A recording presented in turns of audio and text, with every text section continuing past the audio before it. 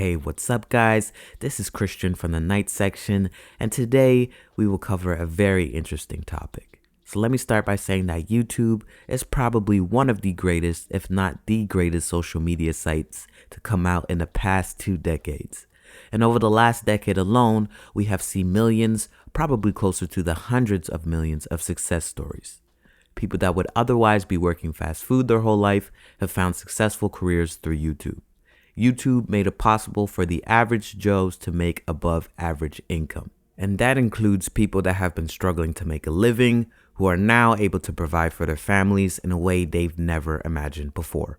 People have launched their own businesses through YouTube, have been able to create their own brands because of YouTube, and there have even been already established businesses that have become even bigger through YouTube.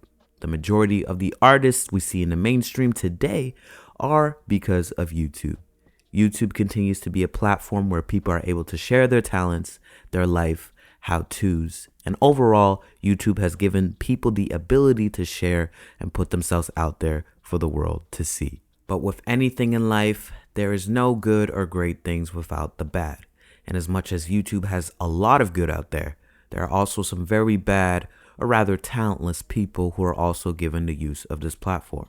A lot of the videos that we see now are just regurgitated over and over again. And in this case with music, there's a lot of people being put on, or rather blowing up on YouTube, that might not always be in the best interest of the culture. So the arguments for this video, or rather the questions to ask, is 1, if YouTubers are taking over hip hop. 2, if they are, is this in the best interest of the hip hop culture? And 3, should YouTubers be taken as seriously as industry rappers or rappers who just stick to rapping? Today, I will discuss DDG as a prime example and see if we can get some answers to those questions. But before we even get into it, please be sure to subscribe. Don't hesitate to comment and engage about anything you like throughout this video. As well, please leave a like. It really does help, and hit the bell notification if you do want to see more. So DDG, for those of you guys who don't know, has blown up massively in the past couple years. He's a YouTuber, rapper, and entrepreneur, but really made it big through his YouTube videos.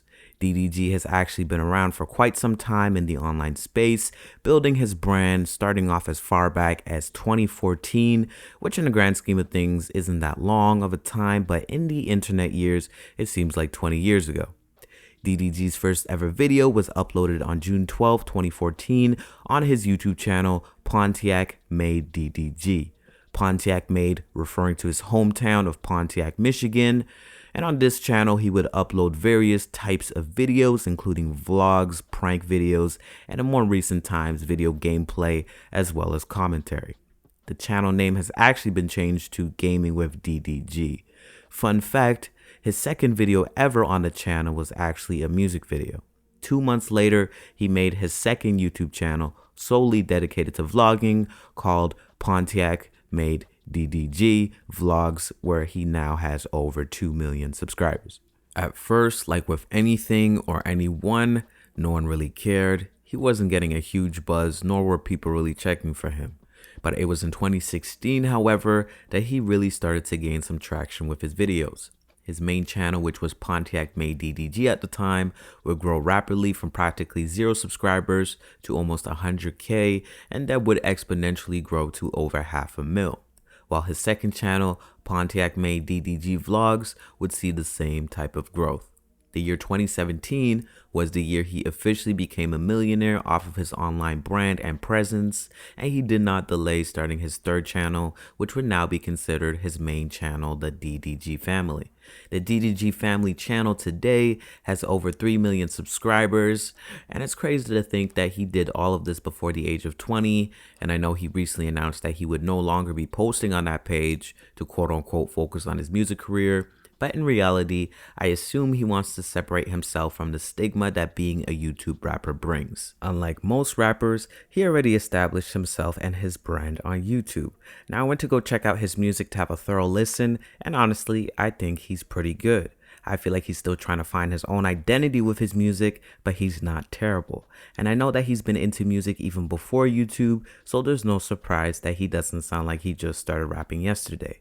I mean, is he on the same level of some of the mainstream artists like a Drake or a Party Next Door?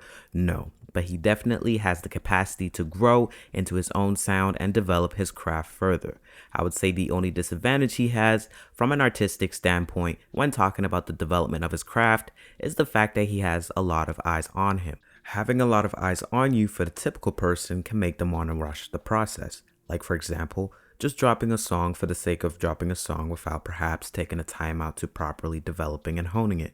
Hopefully, he doesn't fall into that trap. But just like a lot of other YouTubers like a KSI or a Quedeca, it seems as if the new route to get yourself heard as a musician is to be a YouTube personality. We have even seen this from Queen Naija, one of the first to do it, who was already a singer but only started gaining success for music after her YouTube channels blew up. From a business point of view, it's genius, developing a brand and personality so people buy into the person, which will then make it easier for people to buy into the music. But the question I think we should all ask is if we would even give their music a listen if they didn't have those personalities. This is where I see a disconnect for a lot of these YouTube artists. A lot of the time, it seems as if their music is not up to par with their celebrity. And I'm just talking solely based on the quality of the music. If I'm being honest, I probably wouldn't listen to DDG, KSI, or even Queen Naija if I haven't heard of their YouTubes. So to answer the question, are YouTubers taking over rap? No, I don't think so, at least not anytime soon. What's actually interesting is that I feel like the biggest difference between being just known for YouTube and being only known as a musician is the barrier to entry. With YouTube, it's a little easier to see an ROI, a return on investment. If you spend at least 2 to 5 years on YouTube posting consistent content, you'll probably be a success. But when it comes to art and music in particular, it usually takes time, people's entire lifetimes. And that's because honing your talent takes a long ass time for you to even be good enough for people to want to listen.